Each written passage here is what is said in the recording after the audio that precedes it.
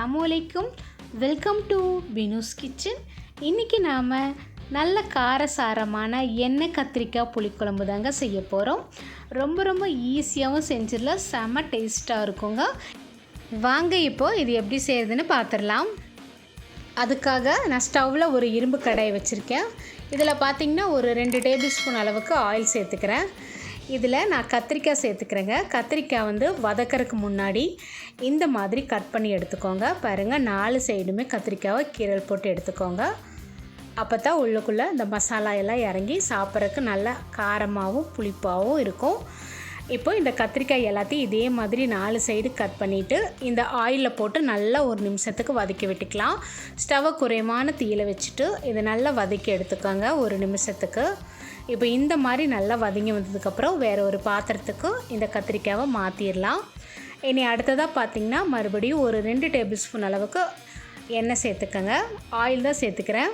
இதில் ஒரு 5-6 பல் சின்ன வெங்காயமும் அதே அளவில் பார்த்திங்கன்னா வெள்ளைப்பூண்டு, இது ரெண்டுமே பார்த்திங்கன்னா இதில் போட்டு நல்லா வதக்கி எடுத்துக்கலாம். இது நல்லா வதங்கி வந்ததுக்கப்புறம் இதில் ஒரு 3 தக்காளி, நல்ல பழமான 3 தக்காளி போட்டு நல்லா வதக்கி எடுத்துக்கோங்க. இப்போது இந்த வெங்காயம், வெள்ளைப்பூண்டு, தக்காளி எல்லாமே நல்லா சாஃப்டாக வதங்கி வரணுங்க. இப்போ இந்த அளவுக்கு நல்லா வதங்கி வந்ததுக்கப்புறம் இதில் மசாலா தூள் எல்லாம் சேர்த்துக்கலாம். 1 டேபிள் ஸ்பூன் அளவுக்கு நார்மல் மிளகாய் தூள், 1/4 டீஸ்பூன் அளவுக்கு மஞ்சத்தூள், 2 டேபிள் ஸ்பூன் அளவுக்கு மல்லித்தூள். இப்போ இந்த மசாலா தூள் எல்லாத்தையுமே சேர்த்து நல்லா ஒரு நிமிஷத்துக்கு வதக்கி விடுங்க. இப்போ இது எல்லாமே நல்லா வதங்கினதுக்கப்புறம் ஒரு கைப்பிடி அளவுக்கு துருவன தேங்காய் போட்டுக்கோங்க. தேங்காய் அதிகமாக சேர்த்த வேண்டாம், இந்த அளவுக்கு போதும். இப்போது தேங்காய் மசாலா எல்லாமே நல்லா வதங்கி வந்துருச்சுங்க. இப்போ ஸ்டவ் ஆஃப் பண்ணிடுங்க. இது நல்லா ஆறட்டுங்க. இப்போ மசாலா எல்லாம் ஆறுறக்குள்ளே நம்ம இந்த சைட் ஸ்டவ்வில் ஒரு கடாய் வச்சுட்டு இதில் ஒரு 2 டேபிள் ஸ்பூன் அளவுக்கு ஆயில் சேர்த்துக்கோங்க. இதில் 1/2 டீஸ்பூன் அளவுக்கு ஜீரகம், 1/4 டீஸ்பூன் அளவுக்கு வெந்தயம், 1 டீஸ்பூன் அளவுக்கு மிளகு. இப்போது இது எல்லாமே நல்லா பொரிஞ்சு வரட்டுங்க. இது நல்லா பொரிஞ்சு வந்ததுக்கப்புறமா அடுத்ததாக இதில் ஒரு பெரிய வெங்காயத்தை நல்லா பொடியாக கட் பண்ணி சேர்த்துக்கோங்க. இது கூடவே பார்த்திங்கன்னா 3 பச்சை மிளகாவும் சேர்த்துக்கலாம். இப்போது இந்த பச்சை மிளகாவும் வெங்காயமும் வதங்கி வர அளவுக்கு நல்லா வதக்கி விட்டுக்கோங்க. இது ரெண்டுமே நல்லா வதங்கி வரணுங்க. இனி அடுத்ததாக பார்த்திங்கன்னா நம்ம முன்னாடி வதக்கி வச்சுருக்கிற அந்த கத்திரிக்காய் இருக்குல்லையா, அதையும் அப்படியே இதில் போட்டுருங்க. இப்போது இந்த வெங்காயம், கத்திரிக்காய் எல்லாம் 1 செகண்ட் மட்டும் நம்ம வதக்கி எடுத்துக்கலாம். இனி அடுத்ததாக பார்த்திங்கன்னா நம்ம தேங்காய் எல்லாம் வதக்கி எடுத்து வச்சுருந்தோம் இல்லையா, அதை நல்லா ஆறுனதுக்கப்புறம் மிக்ஸி ஜாரில் போட்டு நல்லா அரைச்சிட்டு அதையும் இதில் அப்படியே கொட்டிடலாங்க. நான் தேங்காய் பேஸ்ட்டு ஊற்றுற டைமில் அந்த வீடியோ கிளிப் மிஸ் ஆகிடுச்சுங்க. அதாவது ஃபோன் ஆஃப் ஆகிடுச்சு, அதனால எடுக்க முடியல. இப்போ தேங்காய் பேஸ்ட்டு போட்டதுக்கப்புறம் கொஞ்சம் கூட தண்ணி ஊற்றி அதையும் கலந்து அதில் ஊற்றுனதுக்கப்புறமா ஒரு சின்ன லெமன் சைஸ் அளவுக்கு புளி எடுத்துட்டு அதை நல்லா கரைச்சி எடுத்து வச்சுருந்தேங்க. அந்த புளி தண்ணியும் இதில் சேர்த்துக்கலாங்க.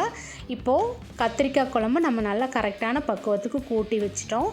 இது கூட பார்த்திங்கன்னா உங்களுக்கு எக்ஸ்ட்ரா தண்ணி வேணும்னா கொஞ்சம் தண்ணி ஊற்றிக்கோங்க, இல்லைனா ரொம்ப திக்காக இருக்கும். உங்களுக்கு ஊற்றி சாப்பிட்ற அளவுக்கு தண்ணி எந்த அளவுக்கு வேணுமோ அந்த அளவுக்கு ஊற்றிக்கோங்க. அவ்வளோதான். இப்போ எல்லாம் நல்லா கலந்துட்டோம்.